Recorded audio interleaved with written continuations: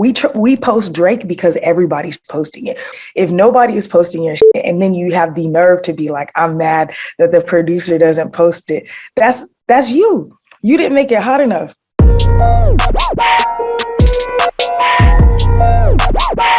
just want to throw away all our best hot takes. What's going on? It's the Music Entrepreneur Club podcast. My name's DJ Payne One. I'm joined by Aaron Knight and Dame Ritter. Damn, Dame, you look like a rabbit in headlights right now. Yeah, I was reading something. Okay. I wonder what I look like when I read. How's everyone feeling today? I'm feeling good. I got some cool things going on this week. So yeah, feeling good this week. How you feeling, Aaron? I'm great. The people who sold me my car bought it back yesterday and gave me cash for it. So I'm happy. F that Kia. Shout out to Carvana for making it right. I'm grateful for those people. So I'm great. And then I signed a lease on my new spot tomorrow. So I'm doing great. Does your new place have crown molding? It doesn't. But it has really high vaulted ceilings and a chandelier, which is super dope. I accept that as a replacement. Just, because I got to look at it for an hour every week. So I want it to be aesthetically consistent. This house is an older house. So I'm in a somewhat newer house now. But the one that I'm moving into was built in 1818, which is insane in general. But it's very it still has some of the really old, obviously it's been updated, but it has a lot of its old charm. So I'm really excited about it. So congrats. I think we can always rely on Erin to give us a pick-me-up before we start the podcast, even if we're feeling down. She's always glowing and has something positive to share. So we appreciate that. Well, and let's get that Carvana sponsorship too. We'll start talking about the convenience of ordering cars online. Send me a car. Nice. Facts. Send me a Porsche. A Porsche? That's your car? Porsche Cayenne. Those are the only Porsches I like at all. I don't like the cars. I like the Cayennes though. Got it. All right, so let's jump into it this week. What do we got? Let me start off. I got something different. I didn't send it to you. I just wanted to get your guys' initial reaction to this. I was invited to speak at a hard drive event this past week. Shout out Mickey Shiloh. Super dope community that they're building over there. I was on a panel.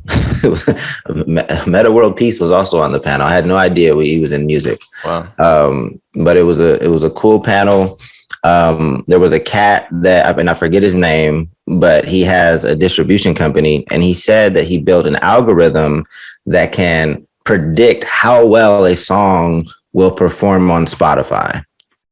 Now, I just want to get your guys' first reaction of that. If somebody had a algorithm that can predict, he said with probably about 80% accuracy of how well a song will do on Spotify. Do we feel good about that or we feel bad about that? I feel like I don't want to lead into our next conversation, but I think that's wild. I do think that there's key indicators and key factors, but I've heard tracks that would go off on radio that nobody has ever heard of. I've heard tracks explode that don't have a template similar to the format. So I'm wondering, what are his indicators on the algorithm? He has to have finite points that's peaking this to have him understand this data. So I don't know. I call bullshit, to be honest. I would say he may have a 40% success rate, which I think would be any of us. If we were to sit in a room and they played 10 tracks and we said, which one of these are going to go viral, I think we would all have about a 30 to 40% chance of picking the right one. But no, no disrespect to bro and his technology, but I'm always leery of people who discount how much of the human factor affects the way that music is shared and explored throughout the world. But obviously, I only heard a soundbite from you. I haven't heard what he said. I haven't heard his pitch. So I don't know. But first take, I'm going to say no way. And you have any thoughts towards this potential algorithm that's predicting hits? Yeah, I mean, and they're not necessarily predicting hits, right? They're just predicting what's going to do well on one specific platform. I feel like Spotify has a specific sound right now, and that could change at any time. Right now, Spotify is great for lo-fi, for example. TikTok good for something else. YouTube, good for something else. I feel like now, which is kind of weird to say, different types of music does better on specific platforms. And so I don't know how is he defining success on Spotify? 100. He doesn't necessarily define success. He's just telling you how well the song's going to perform. So it's just predicting how many streams this song will get just by listening to it. And I'm assuming that it's taking a person's individual Spotify profile with their existing monthly listeners and followers into account. They would have to. Yeah, so that'd be sure. And if that's the case, and I think it would be crazy if it weren't the case, because somebody who's uploading their very first song, it could be an amazing song. They have 0 monthly listeners because they're starting from 0 compared to someone who already has 200,000 monthly listeners. They could upload the same song and have a higher success rate. So that to me is just simple math, not some kind of genius predictive technology. But I'm sure there is predictive, because Spotify has predictive technology already. They can analyze the track and rate its danceability or, whatever weird criteria they have. And ultimately, I agree with Aaron in the sense that 80% seems really high. And all it's going to take is a cultural shift in music consumers to knock that 80% down to 30 or 20 or even lower. So there is a lot of, you can't predict human behavior. You can predict human behavior up to a point, but I feel like music is one of those areas that's even more complex than human psychology itself, because it's like this collective human psychology. To be honest with you, I think that technology can predict more than we probably think. And as we're talking about it on this pod, I think technology can predict a hell of a lot. I mean, even just thinking about, if you talk to like the, songwriters that have been in the game the longest, like they know how to structure songs to get them to resonate with the audience. So I think you can put a few of those inputs into the algorithm as well. And you can get pretty close. However, what I first thought of when he said that he had this algorithm was like how scary it could potentially be just for music and artists, right? Like we already think that music sounds a certain way, right? Or that artists are making a certain sound just for TikTok or just for this. But now if you have an algorithm that tells you like, this song isn't going to do well, I'm not going to put that out then, or this song is going to do well. And then all the music starts sounding even more the same if we have this technology. That's what would kind of scare me a little bit, right? Obviously, from a business perspective, it'd be kind of cool to know, all right, I put this song out. What can my expected return be on this investment? But from the art side, and I'm sure there's always going to be artists that challenge the status quo, that go against the algorithm, things like that. But I just think there will be a shitload more artists that are conforming to this algorithm to make music even more uniform and faceless. So that was like my initial concern after I heard him say that he had this algorithm. Even if it didn't work that well, like that would still be the impact if it was used on a wide scale, in my opinion. And it would be, but at the same time, for decades, that's what labels have been doing. They've been researching, trying to figure out if this particular artist is worth signing, how much they're going to get. They've done the calculations. This would just help focus that more. And that's what labels have been doing. Not every kid in their bedroom inputting their song into an algorithm. Like, oh well, that's assuming that this person's going to release the technology. Right. Or just have it as a feature on his distribution platform as a potential competitive advantage against other distribution companies, right? I mean, it would be smart, but I feel like once you open that can of worms, everyone's going to come up with their own technology. Yeah. Also, if he mispredicts a bunch of times, then he could create like a disloyalty with it. I think he may have tested it out. Again, we don't know, but I feel like I think it's a sticky situation. Yeah. I want to know what Meta World Peace was doing on the panel. Like, what is he doing in music? I'm trying to check it out. He has a management company. He only What? he literally Oh, he literally came late and left early, like in the middle of the panel. So Rick Ross. I didn't get to I didn't get to speak to him, but he apparently has a management company. He's managing artists. I don't know if he specifically is managing artists, but his company is managing artists.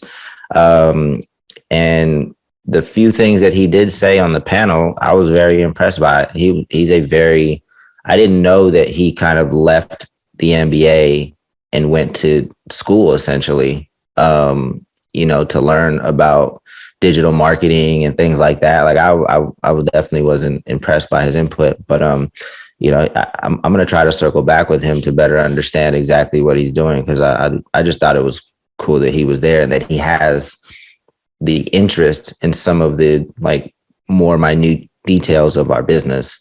So it was pretty cool. Yeah, I think I watched a 30 for 30 or was it, never mind, it was like a Netflix series. And I think I've always been interested in him just as a personality. Like there's more there than he's showing and people try to just like pigeonhole him. But I remember watching the interviews and being like, oh, this dude, he 100% understands a lot more than people try to let on about him, So that's really encouraging to hear. I just kind of want to see, I think I'm gonna start like following his journey again. That's really cool to hear. Yeah. So my topic kind of leads into that second topic that I sent over to you guys. It was an article about Spotify. They just patented their own A&R technology to predict breaking artists, and the headline said, "Should labels be concerned?" So I sent this article over to you guys. Just wanted to get your initial thoughts from that as well. The articles are always vague, so it's just kind of like we're better off just reading the headline and reacting to the headline with some of these articles, because I read the whole thing and I'm like, this is just a longer, drawn out version of the headline because whoever is writing it doesn't have that much information. Right. But that being said, should labels be afraid? Yeah, right. Labels aren't afraid of anything, especially with a platform like Spotify that works for them. Right. They own a part of the Spotify still, right? Like, I don't know if anybody sold their shares, but why, if we just had to guess, like, why is Spotify building this technology to predict breaking artists? What, if you had to guess, Aaron, why would you feel like they would even want to do it? I think that they're still just trying to corner the market. I think about things that they're offering like Spotify Green Room right now.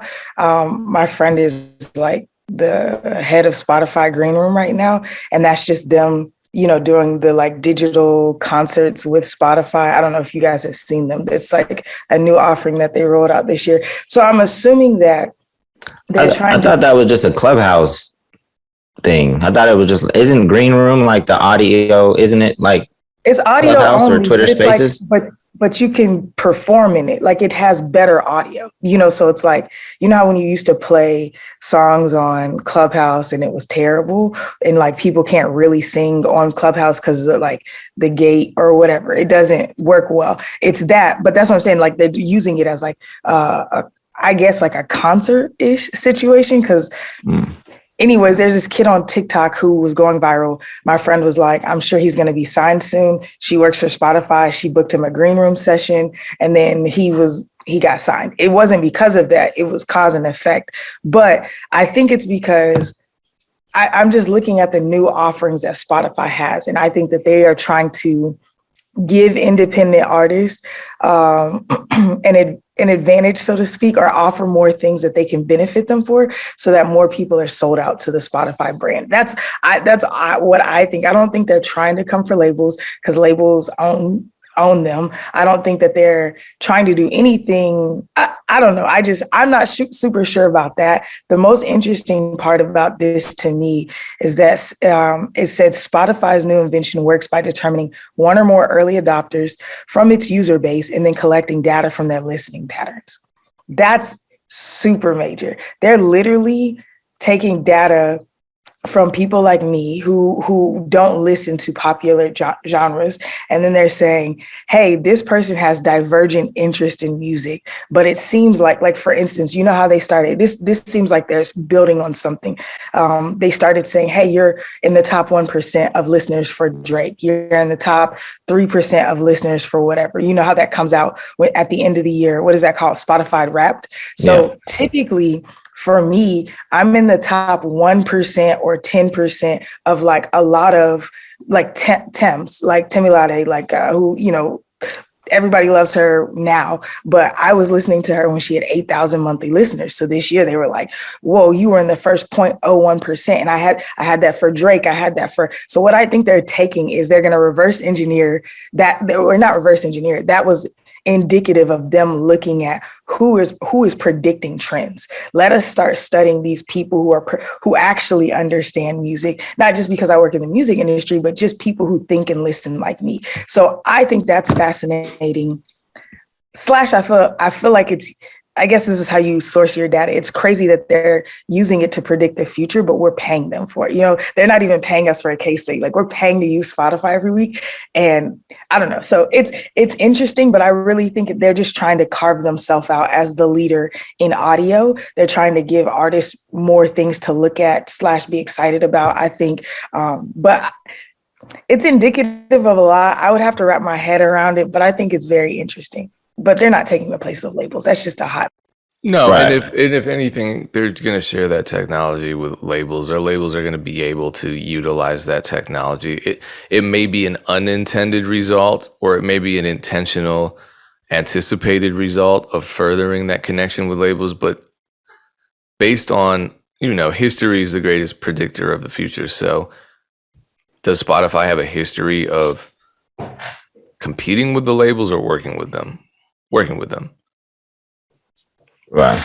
Yeah. So I tweeted maybe a week or so ago, like as much shit that Spotify gets for their low payouts, like they've always been the most hands-on with artists from my perspective. Like they have the most tools. Spotify for Artists was first. They have Spotify Wrapped. They have videos. They have a lot of things to help the independent artist community. Obviously, they need to make money. Their interest is in proving themselves as a business. So there's some self-interest in there as well. But I think we should give Spotify credit for being more hands-on when at first Apple Music definitely positioned themselves as more premium, more mainstream. Like there was nothing for independent artists.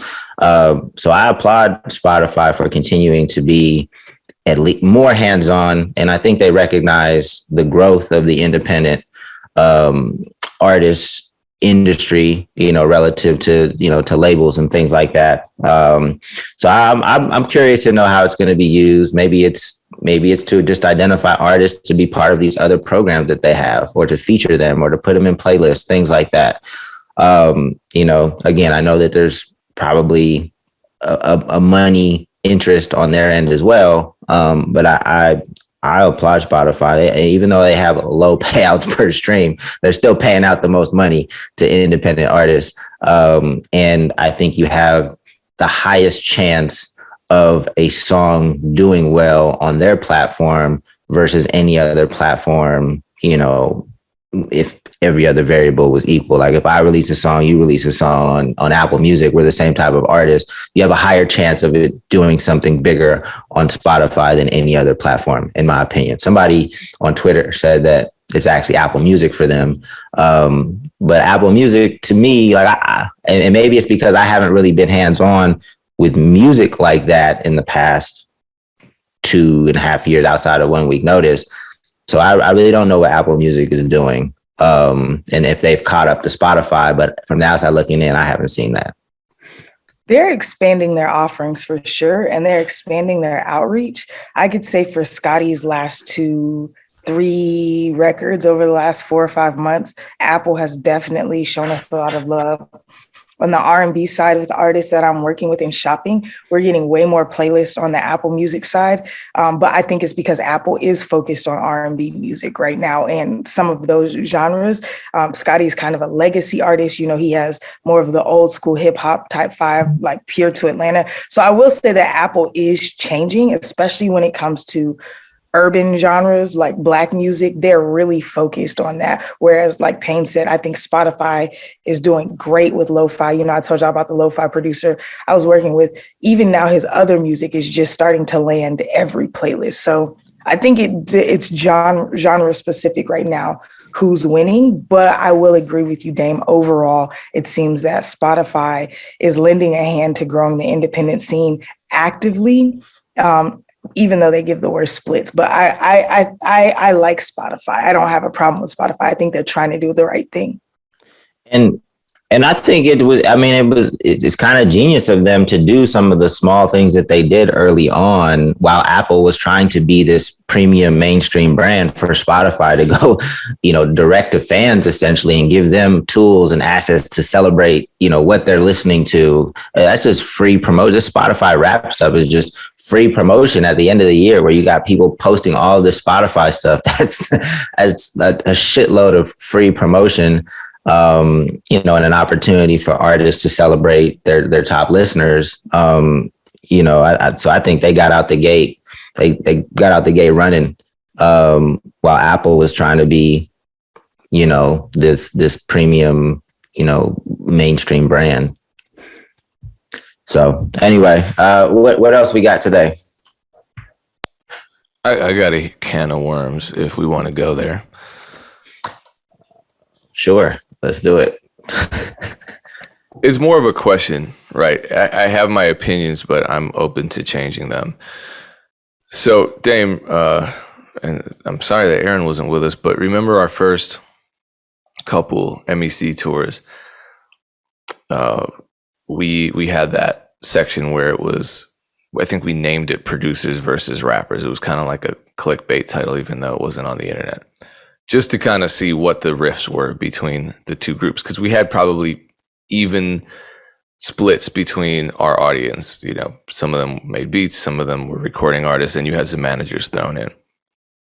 Now, I believe producers should understand the customer service experience more than damn near anything, only second to making good music. Asking people who have bought their beats or who may buy their beats and how they can improve and how the experience was, I think is a really smart thing to do that producers just don't do. They just kind of take that whole part of their business for granted. And I know with us, Dane, when we were in that room with the rappers and producers, the rappers' number one concern was that producers weren't responsive. There's another complaint that comes up consistently from any conversation that we've had online, which is that producers don't help promote the song.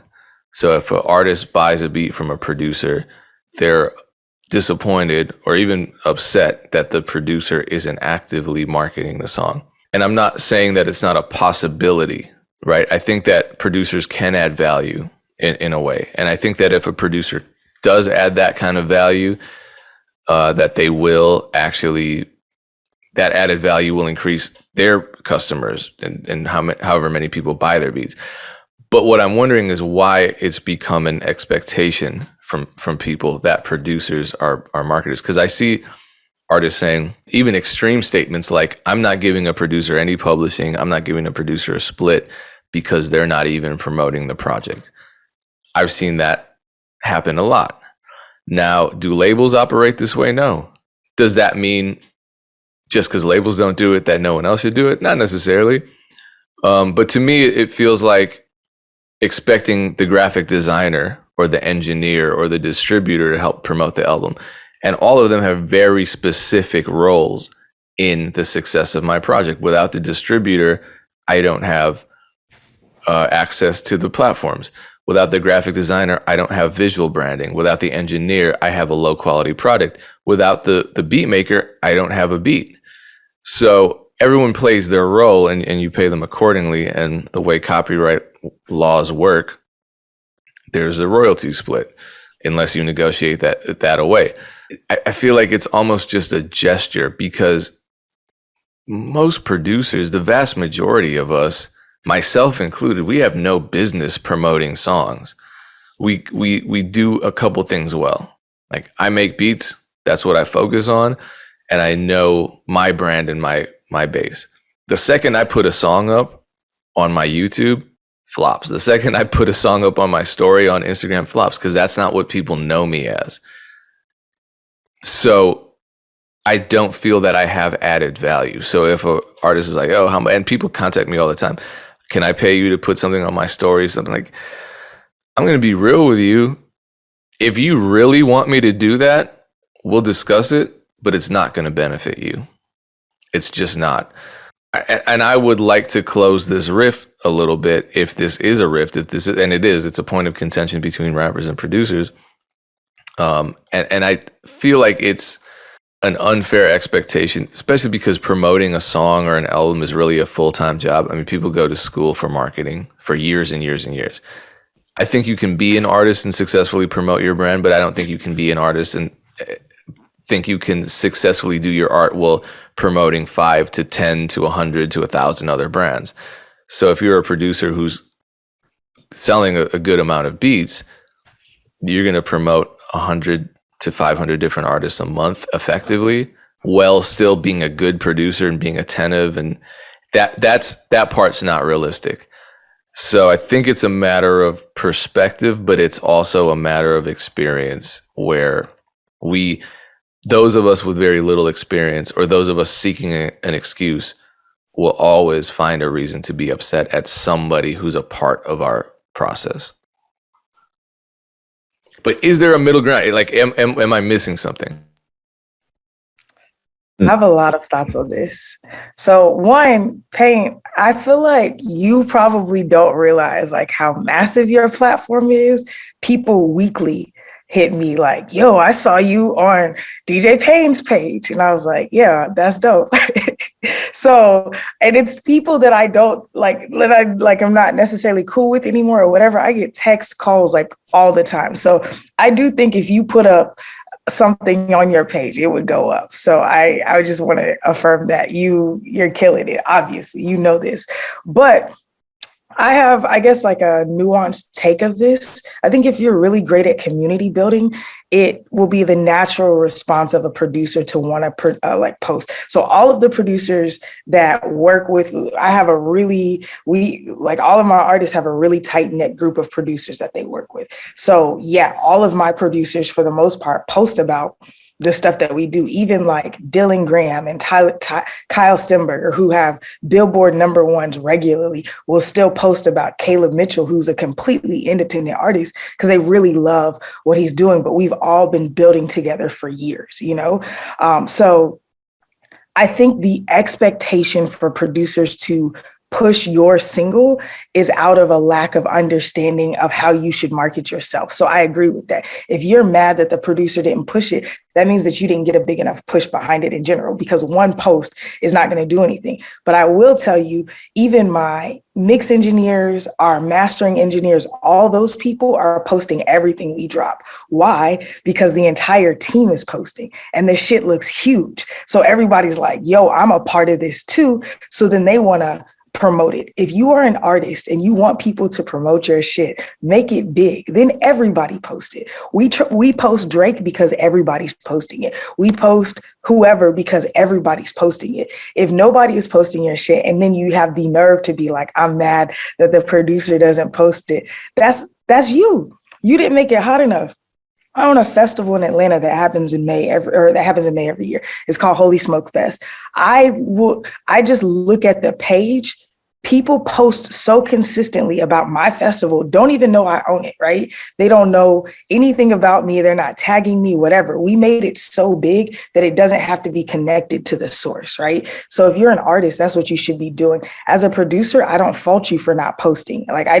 That's not your job. Your job was to make the beat. The job was to create that part of the intellectual property. I think it's cool if you show love, but it's not required. But artists, this is on you. Like, you're getting all of the fame, all of the love, all of the money after, all of the performances. If you do it right, you're getting the life, and the producer just goes back into obscurity, or maybe he's catching good royalty checks. So you get all the love. You can't now expect the person who gets, like, honestly, sometimes the shortest end of the stick to be pushing your shit. That's crazy. That's like, if any of my artists were ever upset that I didn't post everything, like I feel no obligation to repost everything my artists post. I feel no obligation to post even every song that they drop. I have too many artists that I work with, and then sometimes they may drop a song that I'm not the biggest fan of. People come to me because they trust me. So if you're a producer and you put it up because you're like, man, this shit really went off, I really love it,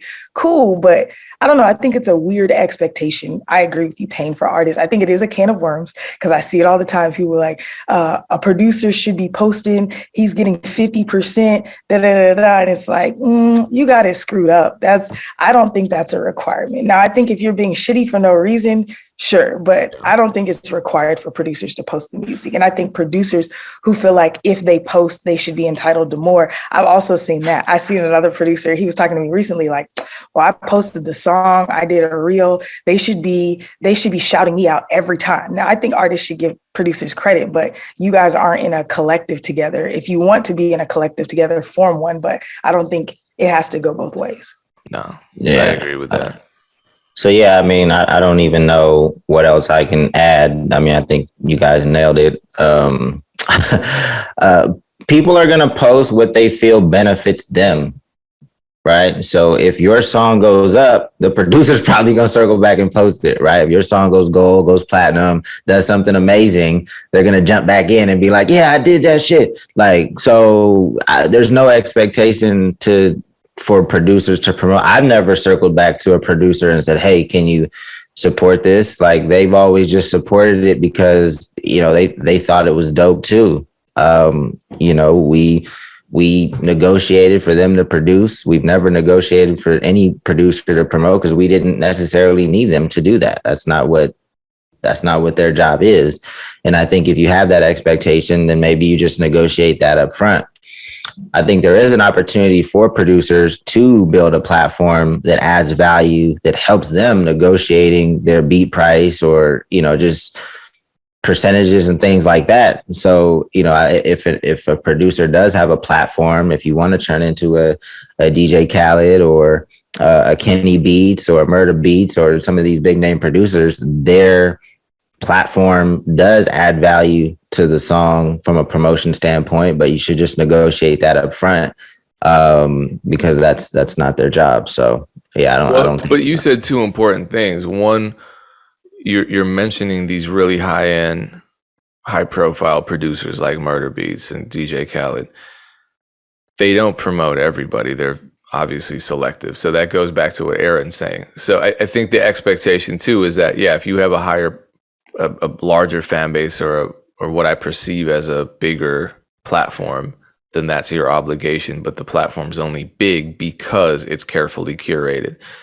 And then number two, you said something about being upfront about your expectations. I've never had an artist. Well, no, I have. I've had people say, "Hey, if I get this beat, are you gonna help with the marketing?" And I'll just say no, because I've never heard the song. It might not be the kind of song I want to market. I don't know you as an artist. I don't know what your expectations are with marketing. I didn't go to school for marketing. So that's just not the language I speak. You know, I learned through just crawling through the mud for a decade how to, with a certain degree of success, market my own stuff. But my brand is so specific. I'm not the kind of guy. My love is making music. I'm not like a Dame or an Aaron where my instinct is to look at artists and I enjoy the challenge of conceptualizing a marketing plan for them. You know, that's what you guys do. So if I were to expect the two that's of what you, Aaron does. I don't do that. Yeah, sure. Well, so if I were working with Aaron, I wouldn't be like, Aaron, yeah, you're a great marketer, but I need my beats to be better. I'm not paying you your management fee if the beats that you bring, like, that's not your job. So I look at it the same way as the producers. So I think there's middle ground, but it does come down to communication. I've never had any hurt feelings with anybody when the expectations were spoken about up front about anything, friendship, relationships, anything, because you just handle it up front. It's always after the fact. I've had engineers upset with me because they got paid, but their names weren't on a certain platform, and it's like, we can change that, but it's not like, why are we fighting about it? It clearly wasn't an expectation. We didn't sign an agreement that said your name. It was this one time when, I don't even want to get into it, but that's just the miscommunication or the lack of communication altogether is what kills a lot of relationships and what hurts a lot of people. This is a very good transition into my point, but I want to make one point. Producers, if you want to get more beats, though, it is beneficial if you are a small producer to consistently be showing your work. So I think about, there's a producer that works with a lot of my artists right now, produced by 1995. He used to never post. Occasionally he'd go live and he'd be making beats, but this kid is ill and he's worked with a lot of people. I didn't even know how many people he had worked with because he would never talk about it, which is cool. But life started getting really tight for him. He wasn't connecting the dots. So he just, every time he produced a record for somebody, he put the album artwork up, produced tracks, it was like almost every day he's putting up tracks. So then everybody's like, so then he puts up a few posts and he's like, beat sale. I'm doing beats just this week or just for the next 3 days for $500 a beat, right? Whatever. So he's got the proof of concept, then he has a sale, right? And he started turning that out because now people believe, oh, you are worth me spending my money on because of your proximity. And it wouldn't even be major artists at times. It was just him showing how consistent he was. And like, yes, I actually do this for a living. Here are all the records I've landed. So I think sometimes producers got to get out of their own head or whatever, where it's like, no, I'm not posting your shit. I'm too cool for this. Like people come to me. It's like, bro, if you're having trouble connecting the dots, even if your friends didn't pay for the beats, if you can consistently post about people utilizing your beats, it validates everything that you're doing. It's the same as posting like a live performance for an artist. You might have not got paid for the show. It might have not even been your crowd, but you posting that performance is proof that you do this for a living and that people should see you as a credible source. So I will say, producers, if you are just being a shithead for no reason, you're shooting yourself in the foot, especially if you're a new up and coming producer. Well, and so, yes. And also to go back to platform specificity, these algorithms are no joke. And the more you understand that, the more you understand the current marketing landscape. For example, I like the Mr. Fab and Rick Ross record dropped. I'm like, cool, I want to repost it to my YouTube channel. The reason I did that, not because it was like, oh, this is really, really cool. And it was, granted, but that's not enough intentionality, in my opinion, to post something on a platform of, because YouTube's algorithm is really strict. I posted it because there were some, I pretty much labeled the majority of my beats as Rick Ross type beats. So now Rick Ross is on the track. I'm always getting comments from people saying, we want to hear Rick Ross and more of your records. Rick Ross, this is the perfect for Rick Ross, blah, blah, blah. I'm like, cool, here's an example. It got like a third of the views that my other content gets because it's a song, because no one is used to, and least of all, the algorithm isn't used to me posting songs. Same with Instagram. I gym selfies do better than me posting a song on my Instagram profile because for some reason that just is too out here thirst trapping pain. Right. Yeah. I mean, are you just posting? Any like just audio only, anything isn't going to do that well on Instagram, just period. Like it, but if you post the song while you're showing off your abs, might be a different story. So Yeah. anytime. No, you're right. It's just that that's not what people necessarily want. When an artist wants you to help promote, they want a dedicated post. They don't want to see me, eating a sandwich with their song playing in the background. But even with the dedicated post, it's still a struggle to get the embedded audio post to perform at the level as everything else. Well, that's just them being stupid and not understanding how Instagram and how communities are built, right? Like there has to be some tie that binds. Like you can't have a community that's known for something, introduce something completely foreign and expect them to accept it, right? Like you have to be involved in the post. Like it could be playing in the background of you working out. It could be you with a tutorial how you put the beat together. Like it has to include you because it's your community. For them to expect that something completely foreign is going to do well on your page is just flat out stupid, in my opinion. Well, that's my point. So I think it goes back to just people not understanding marketing. Because if you did understand marketing and you understood how complicated it really is, then that you would have a totally different perspective other than this rapper or this producer is holding back the project. Because producers don't hold back projects unless the producer unless you're talking about like a DJ Khaled where they're, A&Ring and executive producing and essentially releasing the whole thing. Someone else who's like, yeah, you can use this beat. Cool. You got it. I don't know. Like I encourage people to share the music with me and tag me in it so I can support the post and everything. It's just that if that happens 20 times a day, which it does, no one benefits from me on the fly, putting something on my story, whatever. It just doesn't work. Unfortunately, there are a lot, and I'm going to say something that I feel is absolutely true. Unfortunately, there are people on the opposite end of the spectrum, like a DJ or a producer who will, charge people for that.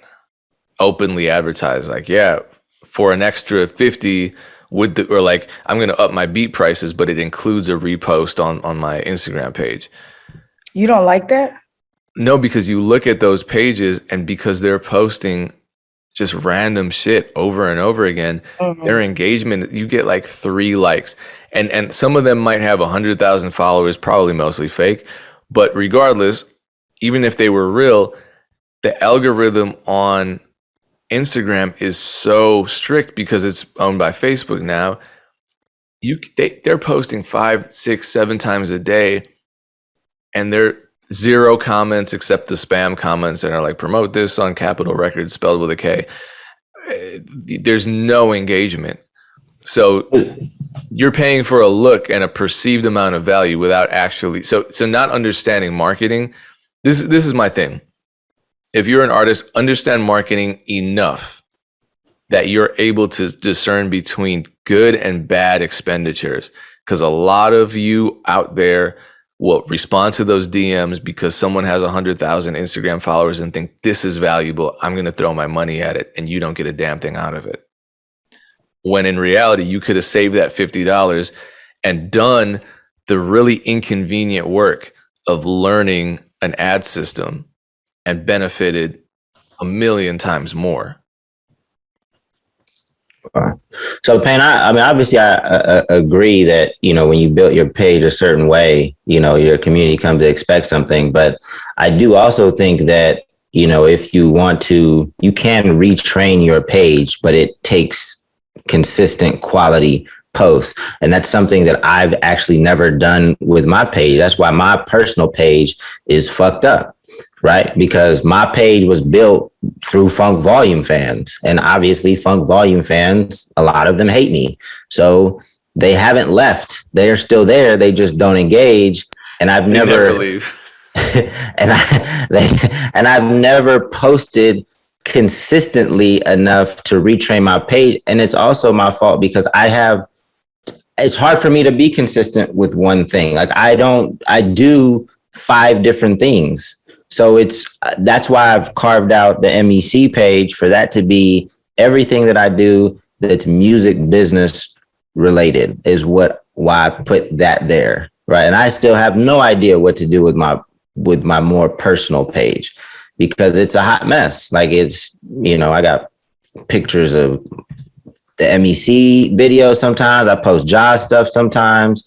Like it's all over the place. So please don't ever go to my personal page and use that as an example of what to do because it's not. And I understand that.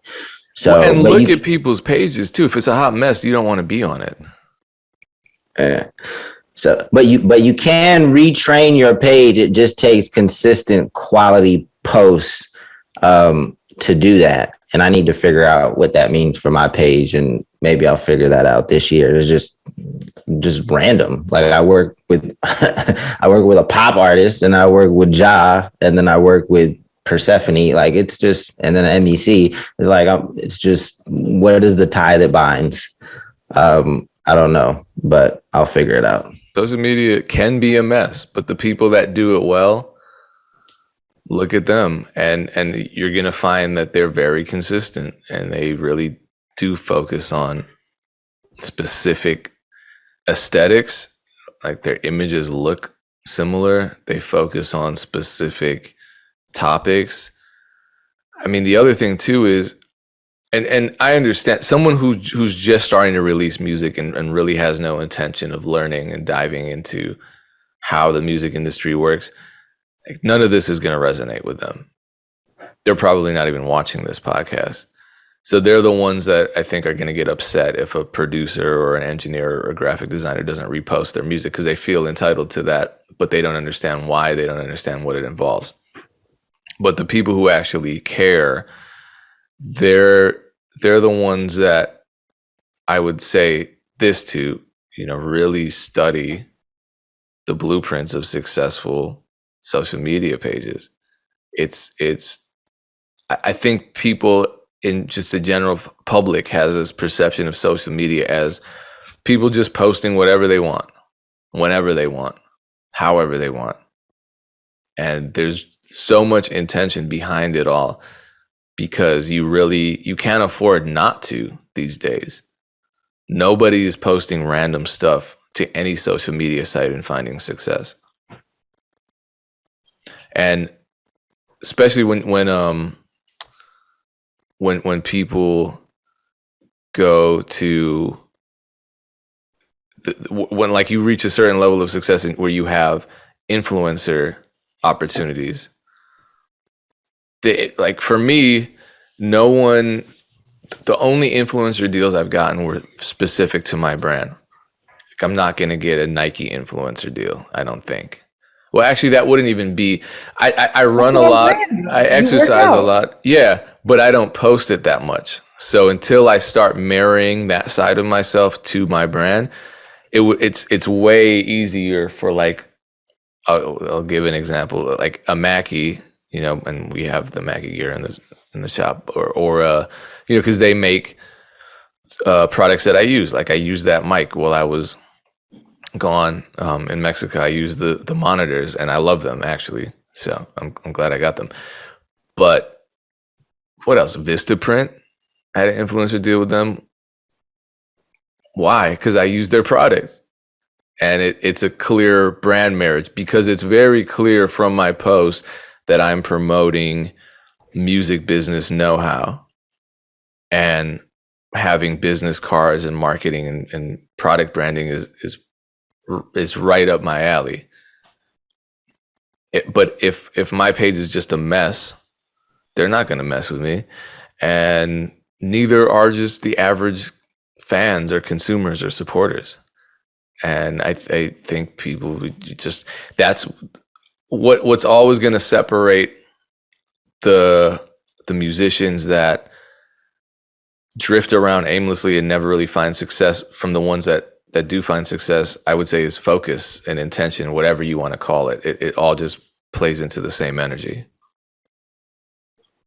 I would say, though, you don't necessarily have to be on brand. I did deals with Puma, and I still have a deal with Reebok, and they're about to re-up on rappers that are not showing any athleticism or anything like that, and it's specifically around the shoes. But I think it's because hip hop culture is the predominant culture in America, well, in the world right now. So they're like, if your page looks like it's well put together, we're interested in you. But I will agree. If you're just posting random shit and you're all over the place, you're clearly showing that you don't have any vision. People want to work with experts. If you look like you know what you're doing on social media, they'll pay you for it. If you can present yourself as an expert and back it up with the numbers and the pages, then they'll give you what you want. I'm a living testament to that.